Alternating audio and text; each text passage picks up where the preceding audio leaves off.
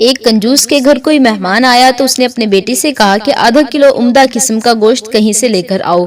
بیٹا بازار گیا اور خاصی دیر بعد خالی ہاتھ گھر لوٹ آیا۔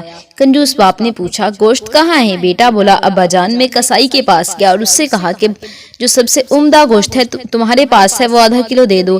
کسائی نے کہا میں تمہیں ایسا گوشت دوں گا کہ گویا مکھن ہو۔ میں نے سوچا اگر ایسا ہی ہے تو مکھن ہی لے لیتا ہوں۔ میں نے کسائی سے گوشت لینے کا ارادہ ترک کر دیا اور سیدھا بقال کے پاس گیا اور اس سے کہا تمہارے پاس جو سب سے عمدہ مکھن ہے وہ دے دو۔ بقال نے کہا بے فکر رہو میں تمہیں ایسا مکھن دوں گا کہ شہد ہو۔ میں نے سوچا اگر ایسا ہی ہے تو پھر شہد ہی خرید لوں۔ چنانچہ میں شہد والے کے پاس گیا اور اس سے کہا تمہارے پاس جو سب سے عمدہ شہد ہے وہ مجھے دے دو۔ شہد والے نے کہا بے فکر رہو میں تمہیں ایسا شہد دوں گا کہ گویا بالکل صاف شفاف پانی ہو۔ میں نے سوچا اگر یہی قصہ ہے تو پانی گھر میں ہی موجود ہے، اس لیے میں خالی ہاتھ واپس آ گیا۔ کنجوس باپ کہنے لگا واہ بیٹے یہ تو تم نے بہت عقل مندی سے کام لیا، مگر ایک نقصان پھر بھی کر دیا، وہ یہ کہ ایک دکان سے دوسری دکان جانے میں تمہاری جوتی گھس گئی ہوگی۔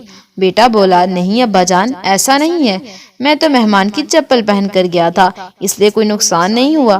بیچارہ مہمان جو بڑی دیر سے کھانے کے انتظار میں بیٹھا ہوا تھا فوراً اٹھا اور اپنی منزل کو روانہ ہو گیا، کہیں دوسرے وقت کے کھانے کے انتظار کے لیے مزید تکلف نہ برداشت کرنا پڑے۔